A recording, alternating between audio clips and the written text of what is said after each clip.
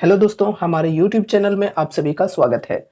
आज की इस वीडियो में हम Paras defence and space technologies stock को डिस्कस करने वाले हैं। आज कंपनी की Q1 रिजल्ट आई है मार्केट आवर में ही। तो फर्स्ट ऑफ ऑल हम इनके रिजल्ट्स को डिस्कस करने वाले हैं कि कंपनी का परफॉर्मेंस Q1 में कैसा रहा है एंड कंपनी के सेल्स और प्रॉफिट्स वगैरह किस प्रकार से बढ़े हैं या फिर घटे हैं। उसके बाद हम इनके fundamentals, technicals, valuations, profit growth, sales growth, share holding pattern सब कुछ डिस्कस करने वाले हैं। तो चलो शुरू करते हैं वीडियो को हम यहाँ पर Q1 के रिजल्ट्स के साथ में। तो देखो यहाँ पर जो रिजल्ट्स हैं ये कंसोलिडेटेड रिजल्ट्स हैं एंड जो भी डेटा यहाँ पर दिए हुए हैं ये लाख में दिए हुए हैं। तो अभी मैं इन्हें करोड़ में कन्वर्ट करके आपके साथ शेयर करने वाला हूँ।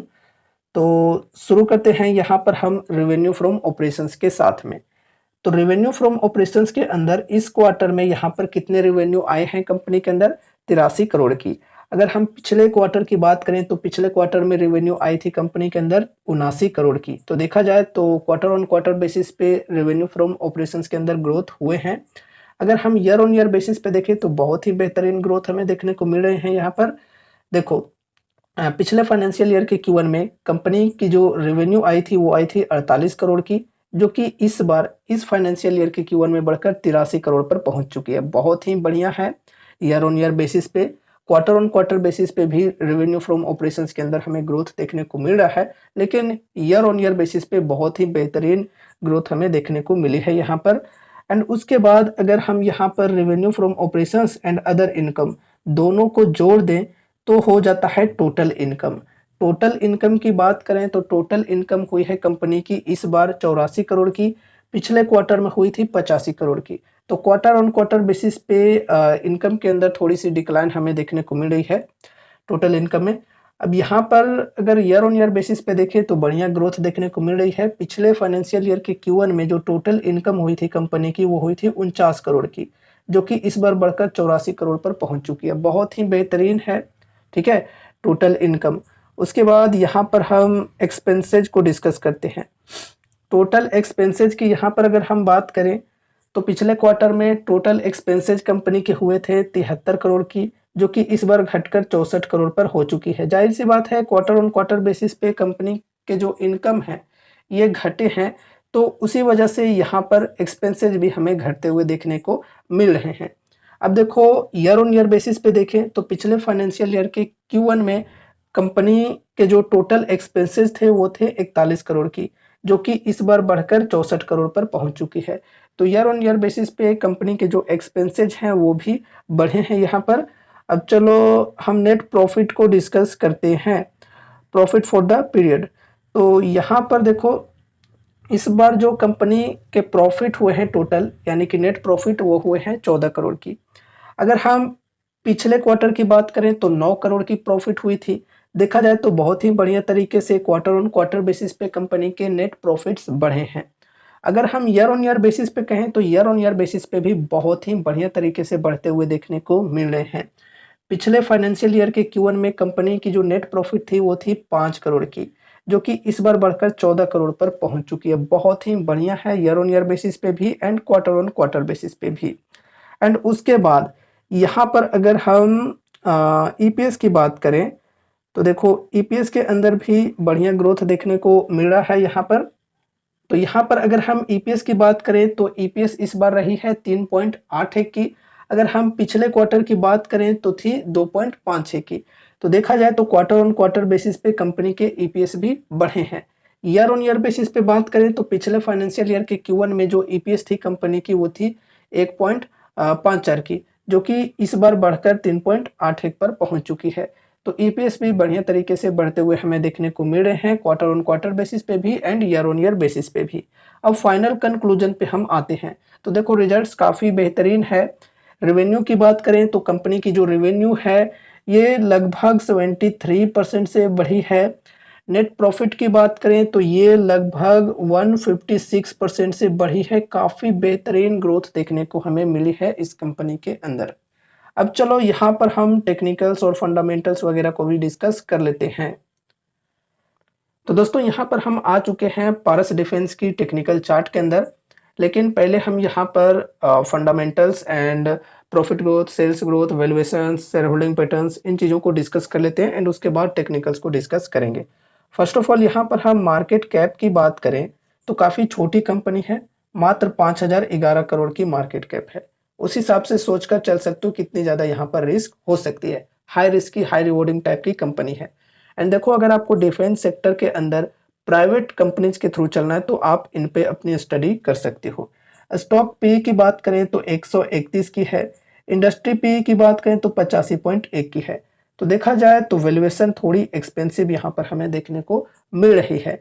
अब यहाँ पर अगर हम पेग रेशियो के अकॉर्डिंग देखें तो पेग रेशियो भी काफ़ी ज़्यादा है, 13.6 का है पेग रेशियो। तो देखा जाए तो पेग रेशियो के अकॉर्डिंग भी स्टॉक अभी एक्सपेंसिव है काफ़ी ज़्यादा। ROC 9.8%, ROE 7%, promoters holding 58.9%, placed कुछ भी नहीं है, चलो अच्छी बात है। करेंट प्राइस 1286 की, 52 वीक हाई 1593 और लो है 604 की। बुक वैल्यू 114 की। फिर यहाँ पर डेप्ट की बात करें तो 65.8 करोड़ की और डेप्ट टू इक्विटी 0.15। तो डेप्ट कुछ खास नहीं है, चलो बढ़िया है। यहाँ पर फ्री कैश फ्लो हमें माइनस में देखने को मिल रहा है, -71.4 करोड़ का। डिविडेंड यील्ड 0%, फेस वैल्यू 10 रुपए की, ईपीएस है 10.5 रुपए की। तो फंडामेंटल्स कुछ खास यहाँ पर हमें देखने को नहीं मिल रहे हैं। अब चलो यहाँ पर हम प्रॉफिट एंड लॉस स्टेटमेंट्स को भी डिस्कस कर लेते हैं। सेल्स की बात करें तो देखो यहाँ पर हमें कंसिस्टेंसी देखने को मिल रही है सेल्स के अंदर। 183 करोड़, 222 करोड़, 254 करोड़ और फिर 289 करोड़। चलो बढ़िया है, कंसिस्टेंसी है। लेकिन यहाँ पर हम अगर ओपीएम की बात करें तो ओपीएम के अंदर हमें थोड़ी सी ये एक प्रॉब्लम देखने को मिली है कि जो ओपीएम है वो घटे हैं पिछले 3 सालों में, 29%, 26% और फिर 20% हो गया। टीटीएम में थोड़ा सा यहाँ पर बढ़ा है। तो यहाँ पर देखो 20% तक घटकर हुआ है। यहाँ पर 3% का अंतर रहा है ओपीएम के अंदर, लेकिन सीधे यहाँ पर 6% का अंतर हो गया। इस वजह से कहीं ना कहीं नेट प्रॉफिट के अंदर इसका इफेक्ट तो पड़ेगा ही पड़ेगा। तो देखो उसी प्रकार से यहाँ पर भी हमें नेट प्रॉफिट के अंदर चीज़ें देखने को मिल रही हैं। 27 करोड़, 36 करोड़ और फिर 30 करोड़ हो गया, क्योंकि यहाँ पर जो ओपीएम की परसेंटेज थी वो ज़्यादा घट गई थी इसके कंपैरिजन में। तो इस वजह से 30 करोड़ पर आ गई कंपनी की नेट प्रॉफिट।